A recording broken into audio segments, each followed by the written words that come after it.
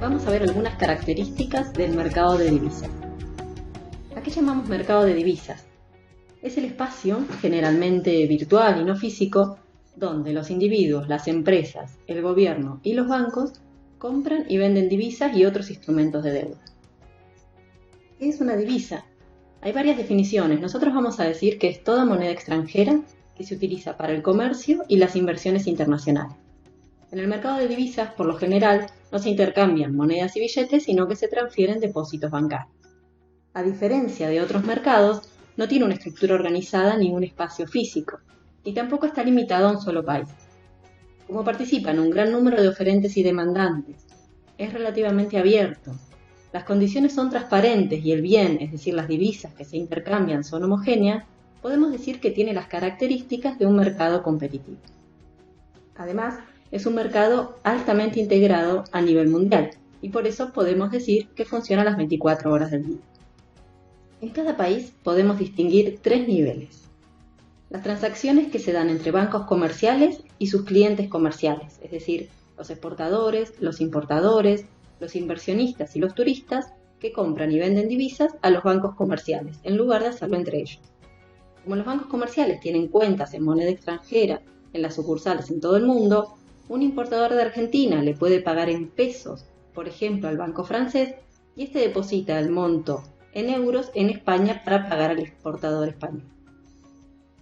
El segundo nivel son las transacciones que se dan entre bancos comerciales y corredores o brokers de divisa, que son intermediarios que compran y venden divisas al por mayor y permiten que los bancos mantengan los saldos de divisas que deseen. Y por último, el tercer nivel son las transacciones que se dan entre bancos comerciales y sus sucursales o corresponsales en el extranjero. ¿Quiénes participan de este mercado?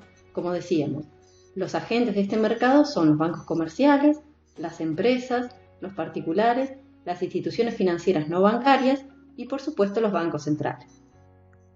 Vamos a poner un ejemplo. Suponemos que la empresa Xbox de Estados Unidos tiene que hacer un pago a un proveedor alemán por 100.000 euros. Xbox tiene depósitos en dólares en su banco de Estados Unidos, entonces le pide a su banco una transferencia de 100.000 euros a cargo de su cuenta en dólares, con destino al banco alemán de su proveedor. Si su banco aplica un tipo de cambio de 1,2 dólares por euro, va a debitar de la cuenta 120.000 dólares. Para estar seguros de que hicimos esta cuenta bien, lo que podemos hacer es cancelar unidades monetarias que están en el numerador y en el denominador. Entonces, 100.000 euros por un tipo de cambio de 1,2 dólares por euro implica cancelar la unidad monetaria que está en el numerador euro con el euro que está en el denominador. De manera que el número que obtenemos al hacer 100.000 por 1,2 está medido en dólares estadounidenses. Entonces, la cuenta de esta empresa ahora tiene un saldo de 880.000 dólares. Tenemos este depósito que pasa a un banco alemán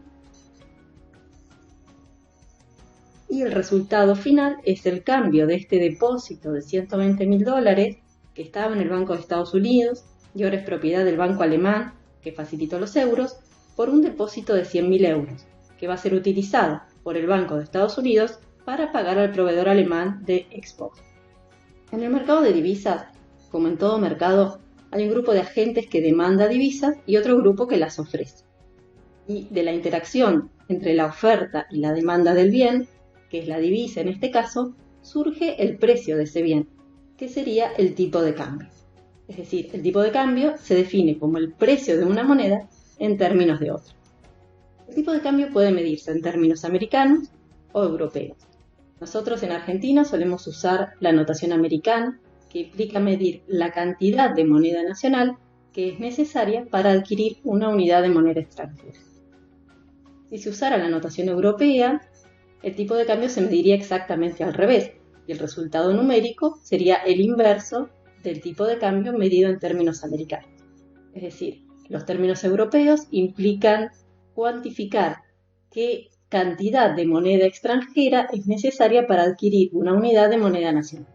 De manera que si el tipo de cambio americano es 60 pesos para comprar un dólar, el tipo de cambio en términos europeos nos diría que un peso argentino vale un poquito más que un centavo de dólar. La curva de oferta de divisas va a indicar las distintas cantidades de divisas que se ofrecen en el mercado a los distintos tipos de cambio, en la medida en que todos los restantes factores se mantengan constantes, es decir, ceteris paribus. Tiene pendiente positiva, que indica que cuanto mayor sea el tipo de cambio, quienes ofrecen divisas van a estar dispuestos a aumentar la cantidad ofrecida. La demanda tiene pendiente negativa, y esto indica que cuanto mayor sea el tipo de cambio, menor será la cantidad demandada de divisas. Pero, ¿quién ofrece y quién demanda divisas? Como veíamos en el ejemplo, los demandantes de divisas son los importadores y también los turistas argentinos que deseen viajar al exterior, quienes deseen invertir en el exterior y esta inversión por lo general se hace en dólares o en alguna otra divisa importante o en la misma moneda del país donde se quiere invertir. También demandan divisas los que realizan transferencias al extranjero y quienes quieran prestar a personas o empresas que se encuentran en el exterior. Todos estos factores se derivan o se corresponden con los débitos de la balanza de pagos.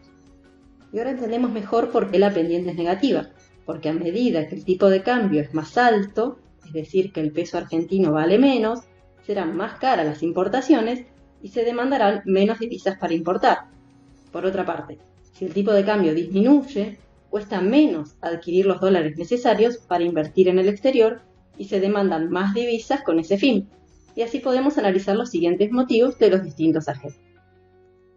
Por otro lado, la oferta de divisas surge de los exportadores que venden sus bienes y servicios fuera del país, los turistas extranjeros que deciden venir a Argentina, quienes quieran invertir en Argentina trayendo fondos desde el exterior, es decir, los inversores extranjeros en nuestro país, quienes reciben transferencias del extranjero, como por ejemplo una jubilación, y los prestamistas extranjeros que le prestan a personas, empresas o gobiernos en Argentina. Todos estos factores se derivan o se corresponden con los créditos de la balanza de pagos. Por supuesto, el Banco Central también puede hacer operaciones de compra o de venta de divisas que se destinan mayormente a influir sobre el nivel del tipo de cambio. Y así como tenemos oferta y demanda de dólares, en otro mercado también podemos tener oferta y demanda de euros, de yuanes, etc. Si el tipo de cambio es libre o flotante, es decir, si el tipo de cambio surge del libre juego de la oferta y la demanda, vemos que el tipo de cambio de equilibrio en este caso es tipo de cambio 1, y a ese tipo de cambio se demandan y se ofrecen una cantidad de divisas por el periodo de tiempo que estamos analizando, por ejemplo, un día.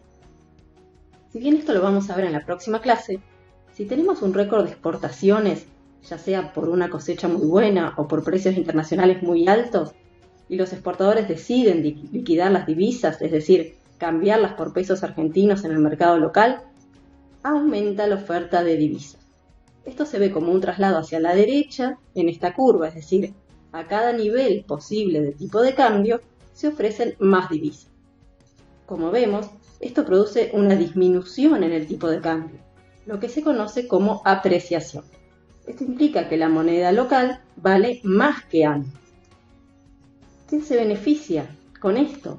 Básicamente se benefician los importadores porque van a necesitar menos unidades monetarias argentinas para adquirir un mismo bien fuera del país, los turistas argentinos en el extranjero porque el peso argentino vale más que antes, los inversores argentinos en el exterior y los prestamistas argentinos al exterior.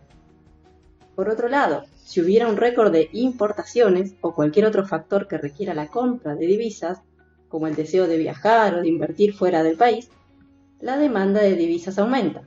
Esto se ve como un traslado hacia la derecha en esta curva, es decir, a cada nivel posible de tipo de cambio se demandan más divisas. Esto produce un aumento del tipo de cambio, lo que se conoce como depreciación.